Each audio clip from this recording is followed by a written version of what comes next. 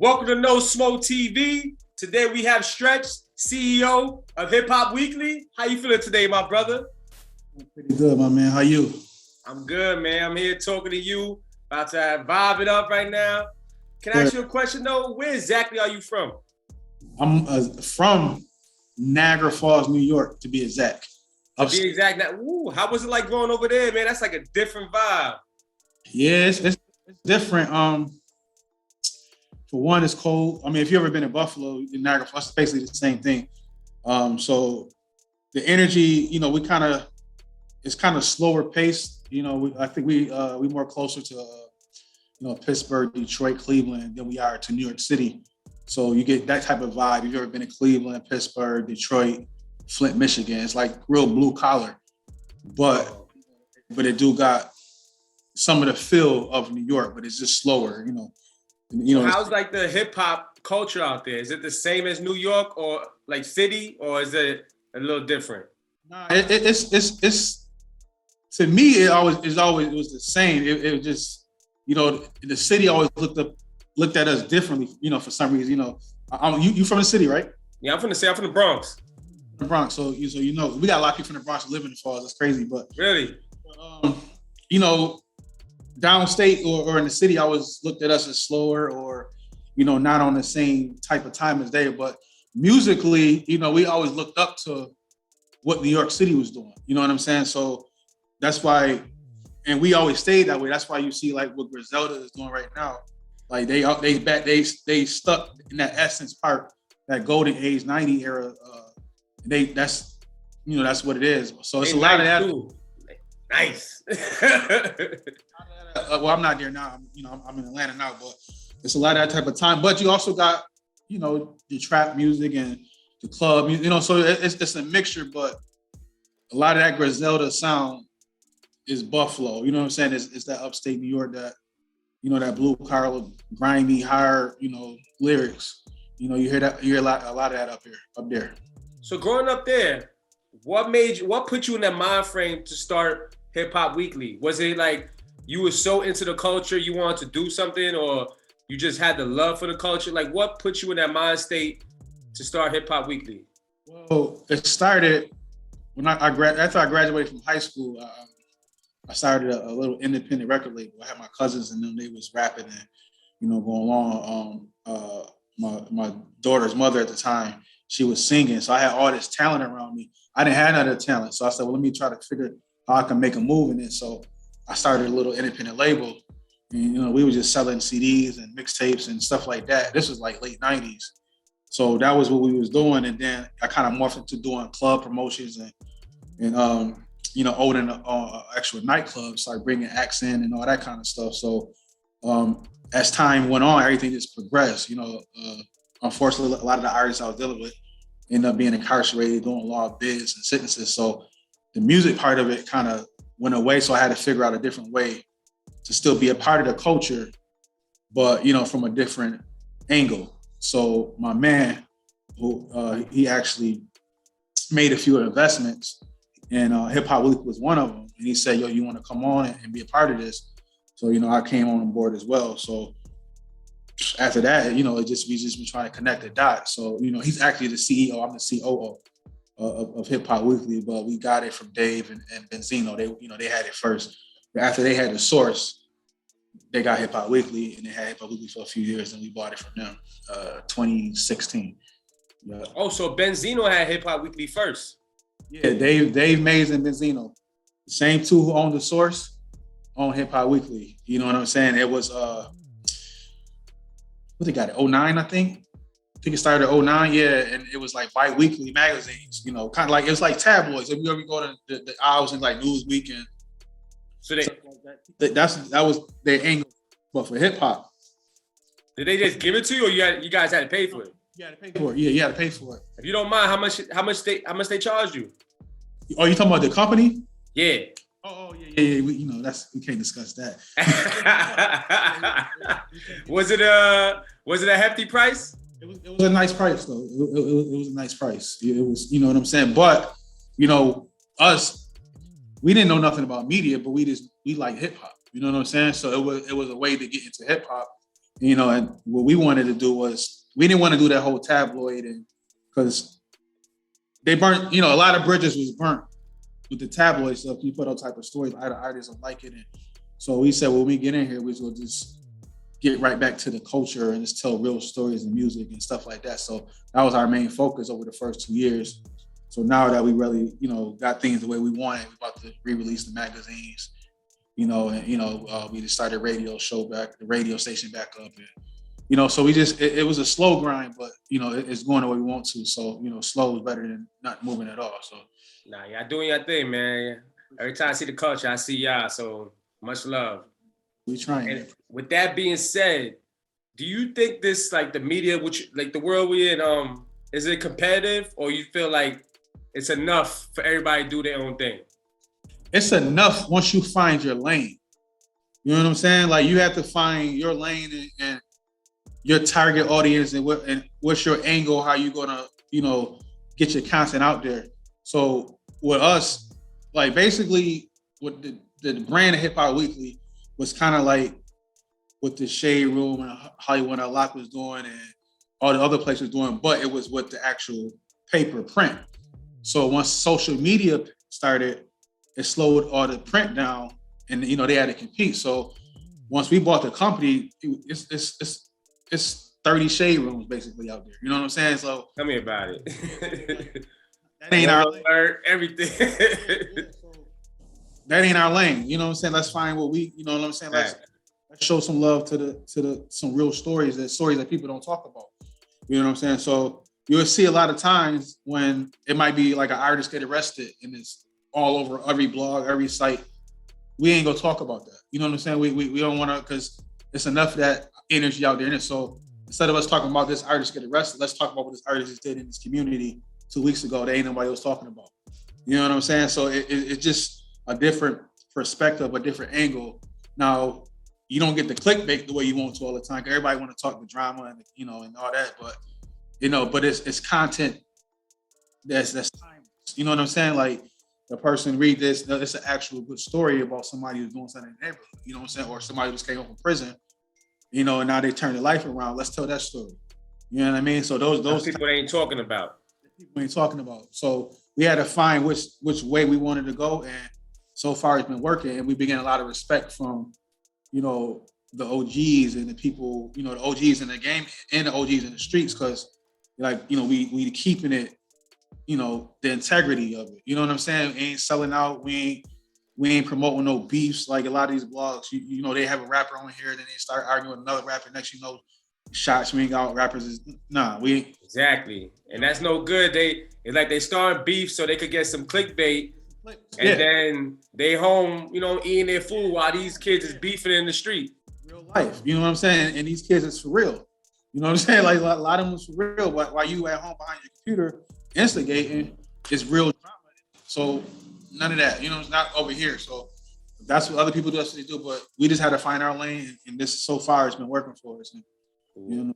And I see that goes to my next question. I was gonna ask you what you bring to the culture, but you basically answered it right there. Yeah, it's you're trying to bring integrity back to the culture, to the media culture, and within hip hop. Like when you hear hip hop, even though if you're watching the world news like CNN and all this stuff, like you only hear stories of something happened. Usually, oh, this rapper was arrested, or this rapper got shot, or you always hear those. So a lot of people who ain't in the culture, that's how they look at the culture. If they don't know what's in the culture, so the way our you know, we always say control the narrative. So our narrative is, okay, that stuff is going on too. Just like it's good and bad in everything we do in life. He's always got the good and got the bad. Nobody perfect, but let's show this other stuff that's going on as well that nobody is talking about. You know what I'm saying? So that's our lane. You know what I'm saying? We want to control the narrative. We also want to show love to, you know, to a lot of our old school artists who paved the way, and you know, a lot of these new artists don't even know who they are. You know what I'm saying? Like, so, you know, the Cool Hercs of the world. You know what I'm saying? Like, none of us would have a job if it wasn't for Cool Herc. You know what I'm saying? You know what I'm saying? Like, so we can't ignore that. You know, we have to talk about those things. We got to let. We also got to give love to the youth too. That's coming up. That's a fact. It got to be like a balance. We got to find like a balance there, because we can't, like you said, we can't forget about the old veterans, you know, that been pioneered the whole hip hop wave for all these young people to get on. So, and you know, and a lot of the young, I don't know a lot of them. Like I get picked up, but that's why I have my daughter. Like my daughter, you know this artist. Oh, tell me about it. So now I be tapped in all the way around. Like, you know, that's what they for. The kids is for. You know what I'm saying? It's like, so that's how I got put. Like I'm a big fan of the whole Brooklyn drill movement, the whole drill movement. You know, and I wasn't aware of it. My daughter, when she first put me down with Pop, I was like, nah. Then I started looking like, man, I really like this. So that made me start, like, we got a whole documentary that's coming out that's based around the whole Brooklyn drill movement. Oh, really? Yeah. So, you know, I like, man, I'm a fan of this. Like, and it's because of my daughter. You know what I'm saying? All from your daughter putting you on. She put me on. So that kind of bridged the gap. You said that balance. So that's what we got. You know what I'm saying? So you'll get this, but you also get this too. But we still ain't gonna glorify, even though they, you know, it be talking sometimes a lot of beef and a lot of that, but we ain't gonna glorify that, but we still gonna talk about what these kids is doing in their neighborhoods, you know, putting their families on, you know, giving their friends jobs, and you know what I'm saying? The stuff people don't see, the positive part that people don't see. They always want to see the negative, the trouble, the violence. They want to see that. People forget about that, and that's why this world is so negative and sensitive right now, because people don't see nothing positive no more. You don't see nothing positive on TV no more at all. You know, that's why it's good to have people like you with the platforms that you bring. Thank you. I appreciate that. I want to ask you, since we talk about the culture, what do you think about the DaBaby and Dave Chappelle backlash right now? I don't like it. Like DaBaby, like he said what he said. I mean, he took his words back. You know, let him live. I don't believe in this whole cancel culture thing. You know what I'm saying? Like, who are you to cancel anybody? You know, like how, you know what I'm saying? Like, if a person do something and they mess up or they get back up, or, you know, let them do what they got to do and bounce back. Like, show me a perfect person in this world. You know what I'm saying? Like who can cancel you? So all these people, cancel this person. If I went down everything they did, I'm pretty sure they did something that we can be like, okay, cancel you too. You know what I'm saying? So exactly. I don't like the pressure, and I think Dave Chappelle is a genius. You know what I'm saying? I think what he did with that show on Netflix, the last comedy special, I think it was genius. I know he knew exactly what he was doing. He knew the reaction he was gonna get. He got people talking. He got a documentary coming out, so you know it's kind of like, oh, perfect timing. Let's get people talking. So I mean, I'm a big Dave Chappelle fan. I'm a big DaBaby fan. Me too. I don't believe in this cancel culture thing. Like educate the person. If somebody says something wrong, sit them down. Like, listen, that affected us this way. We don't appreciate it. Let's build. You know what I'm saying? Now, when somebody's out here trying to feed their family, this is what they're doing. Like, that man had shows canceled. Like, everybody turned their back. All these festivals and everything. Like, within 20 crazy. Like this is this man's livelihood. You know what I'm saying? Like, I ain't like that. That's too much. That's too much. Like, show me what I did wrong. Explain to me how it made you feel, and then I'm gonna learn from that. You know what I'm saying? They didn't even give a chance to learn from it. They just want to cancel him, straight cancel him. And like you said with Dave Chappelle, he did something real smart. He's real smart. He started a talking point. People need to talk about this. It's not like what's going on is not okay. People need to have discussions about what's going on right now, and that's exactly what he did. Well, strategic, man. Like, as I said, dude is a genius, man. Like, I'm a big fan of Dave Chappelle, bro. He's one of the GOATs. He's up there with what's this guy's name? Oh man, Richard Pryor up there. Bingo, yeah, Richard Pryor. He's right up there with him. Right up there, yep. You vaccinated? Nah, I'm not vaccinated, bro. Not vaccinated. Ah, man, you lucky. They got me, man. You know what? It's funny. I just talked to my partner about this too. He got vaccinated. He's like, you didn't get vaccinated yet? And every time I go, I was like, man, I don't want to do it. And I don't even know what it is. You know what I'm saying? I don't think it's really nothing wrong with it. I just got out of doing it. You know what I'm saying? Listen, I'm vaccinated, and I tell everybody, Do what you feel, man. Don't let them pressure you to do nothing. Honestly, I feel like you shouldn't be mandated to do nothing. Like, I never took no flu shot, no nothing, and now I gotta take the. And that was one of my points. I'm like, actually, I took a flu shot maybe when I was like a teenager, and I felt terrible afterwards. And I haven't took one since. And I'm like, well, here this thing come, and they talking about we gotta do this, we gotta do this, and you know, it was the BT Hip Hop Awards couple last month, and first it was like everybody got to have a shot to cover the red carpet. Yeah. I'm gonna have to go get it, but then they changed it, and I was like, I said, well, I guess I can go now. But yeah, but certain places, you know what it is, like you gotta show that card, which is crazy. Like you gotta be vaccinated. Crazy, man. What they doing is dividing people right now, man. That's all they doing. Man, listen, I'm saying, and then how they did the workers, like a lot of these people was on the front lines last year through this whole COVID thing. Like a lot of these people in the hospital, so a lot of these nurses and stuff who ain't vaccinated, all of a sudden they lose their jobs. You know what I'm saying? But we was just praising them, not even like 365 days ago. Like they were heroes. Like, so now we just go kick them to the curb. You know what I'm saying? Like it get weird, man. It get like. And one thing we was talking about too, they pressuring the cops in the city to get vaccinated too. I heard that. So what you mean to tell me if the cops don't get vaccinated, we ain't gonna have no cops in the street? Right. Yeah. Like, yeah. They just doing too much right now, and I just feel like they pressuring people to do stuff, and it's not gonna be a good outcome out of it at all, man. You gotta let people live, man. You know, you gotta let them live. Like the mask is enough. You know what I'm saying? Okay, we gotta wear our mask. Okay, all right, I can deal with that. But you go tell me wear my mask and get this shot, and I can't. That, man. But I know you got something coming up because we playing this real quick. So I wanted to ask you what is the end goal for HipHop Weekly? The end goal for HipHop Weekly is we want to be a multimedia conglomerate, like so we got the blog, we got to be doing a little bit more. We got to have the print magazine come out. We starting a management company for artists. We get into movies and films. Like I said, we got a documentary working on. We just want every aspect of media.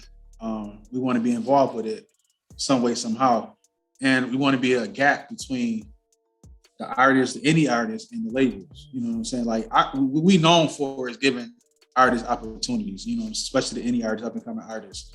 Like that's one of our staples. With our whole indie grind spotlight, our whole Next to Blow campaign. You know what I'm saying? Some of the biggest artists that's out right now. Started off here. Megan Thee Stallion, and she did our Next to Blow stage in Texas, 2018. Now she on top of the world. You know what I'm saying? Little Baby came to HipHop Weekly. Young Thug, you know what I'm saying? Like, like we caught them before they blew up, you know what I'm saying? So I got labels hit me every day like, who hot? You know what I'm saying? So now instead of me telling y'all who hot, we got to work something out. You know what I'm saying? Like, I ain't just gonna be giving y'all who hot and we ain't getting no credit for it. So that's why we go start getting into the management thing, and bridging that and doing artist development and stuff like that. So we get them ready for if they want to go, I'm not big on labels. So if you want to go label wise, we can get you set up with meetings. We can get you, get you distribution. Whatever you're looking to do. So that's one of the end goals. So for us, it's just multimedia, we trying to get our hands a little bit of everything as far as entertainment goes. And then just keeping our integrity, So, but this is just one business though. We be like when we got them investments, it was this. We also got Armadale Vodka, and we bought state property too. With Beanie Siegel in them. Y'all bought state property? Yeah, yep. I had no idea of that. Yeah. We got state property. Shout out to Beans. Beans is a good friend. So what you guys doing with state property right now? It was there, like I said, I'm like, oh, let's get it, since it was there. So once we bought it, like we reached out to Beans, we reached out to Gunner, and now we go get, they go start doing clothes and stuff again. We just out at work, but I know I could work on State Property 3, the movie. It's a few things that's down the pipeline with that, so. Dope. I'm looking forward to seeing that, man. See, you about to make the interview longer. I didn't even know that. I know. You got to go, bro. So we're going to end it off with what does 2022 hold for Stretch? Man, Hip Hop Weekly. For me, myself, and for Hip Hop Weekly, it's just elevation, it's just growth. You know what I'm saying? Just, just progress more than we did in 2021. You know what I'm saying? That's it. Every year that we're blessed to be on this earth, I would like to progress. So that's the goal. Just progress, expand and brand. Hopefully we can get some big time brand partnerships and sponsorships, and just take it to the next level, but at the same time maintain our integrity. And that's big for us. That's real big. You know what I'm saying? So, yeah, anytime, bro. Like we can do this all day long, man. Just, you know what I'm saying? Like it's anytime. And I salute to you and your platform with what you're doing. You know what I'm saying? And anything that y'all need, just let me know. And we could put it together. You know what I'm saying? So, appreciate that, Stretch. Hey, can you leave everybody with your social media? If they don't, I know they probably already know it, but if people that don't know it. Well, I'm kind of low key, so I don't got too many personal followers, but my IG is Stretch_716. Hip Hop Weekly is at Hip Hop Weekly Magazine on IG. On Twitter is at Hip Hop Weekly, and Facebook is at Hip Hop Weekly. Well, there you go, ladies and gentlemen.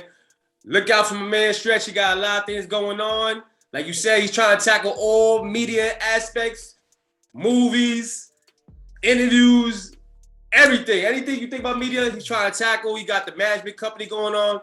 Stay tuned to my man Stretch. And we're going to leave it just like that. My man got to get out of here.